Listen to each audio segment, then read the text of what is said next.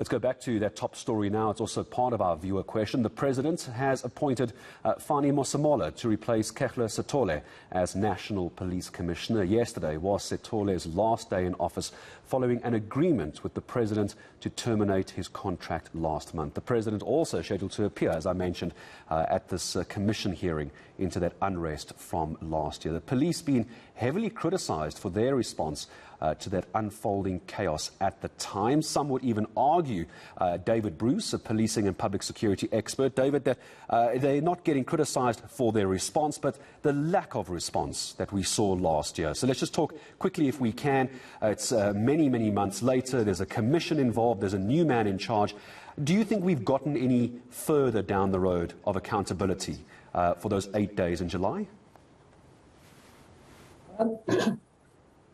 Well, what has been announced is that, excuse me, what has been announced is that there is some evidence about the people who have been, who were behind the unrest, and that I think it's again one of these things where putting together a criminal case against them is potentially something that will take, is not going to happen overnight. And so insofar as it is likely to be accountability for for fomenting the unrest, it seems to be something that's still going to take some time. What's not going to take too much time, I imagine, is the man who's now going to hit the ground running, the new police commissioner. It's the man replacing Khehla Sitole, Fannie Masemola. What's your first reaction when you heard the news? What do we know about the new commissioner? Well, the one thing about the new commissioner is that he doesn't actually have much of a public profile. What we also know about him is that he's been in the SAPS for 35 years.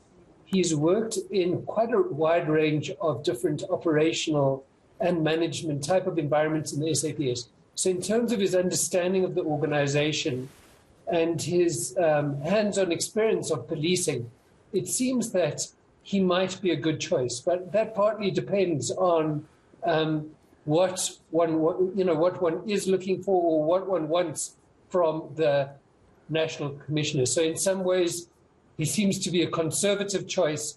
I think he might be a good person to bring about some kind of level of stability in the organization. But, one might debate about whether stability is all we need. We can't ignore as well, but while we are focusing on the new police commissioner, David, what was very well known and in the public eye was still this ongoing issue between the police minister, Khehla, and the former police commissioner, Khehla Sitole. There was a blurring of the lines in the duties of the two positions, weren't there? Do you think this new police commissioner can hold his ground, not against the police minister, but to try and have a separation of powers? Well, I've heard different things in that regard, so it's not entirely clear to me. What is clear is that the issue itself needs to be regulated more clearly. For instance, in late 2020, a draft bill was published proposing amendments to the SAPS Act, and it made a proposal in line with the recommendations of the Americana Commission to the effect that, there needs to be greater transparency around any, the minister in terms of the Constitution does have the authority to issue directions to the National Commissioner. But the proposal is that there needs to be much more transparency. And in fact, that any directions that are issued by the minister to the National Commissioner need to be in writing and need to be presented before, for instance, the Portfolio Committee of Police at some point, perhaps on an annual basis. David, I'm going to leave this as a last question to you. I hope you don't mind. I'm going to just draw your attention back to the President appearing before the Human Rights Commission today. As a policing and security expert, what are you expecting to hear from the Commander-in-Chief all these months later and having had the time to reflect? What are you hoping to hear from the President today, before I say goodbye to you? Well, the one thing is obviously about the steps being taken to strengthen security agencies. But of course, he's also the president of the ANC. And what is acknowledged is that in many ways, the problems which gave rise to unrest relate to conflict within the ANC.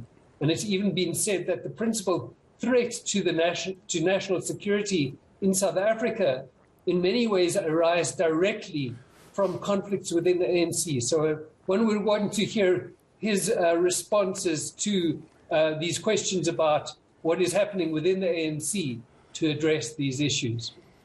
And as always, David, I appreciate your time. I appreciate your input as well. Policing and the public security expert, David Bruce, joining us here on the South African Morning. We know the President is going to be arriving at that hotel in Sandton a little bit later this morning. We do have Tula Sizwe Simelane and Manqoba Mqunu there for us. The moment we see the President arriving at the hotel, we'll be going back to them a little bit later in the morning.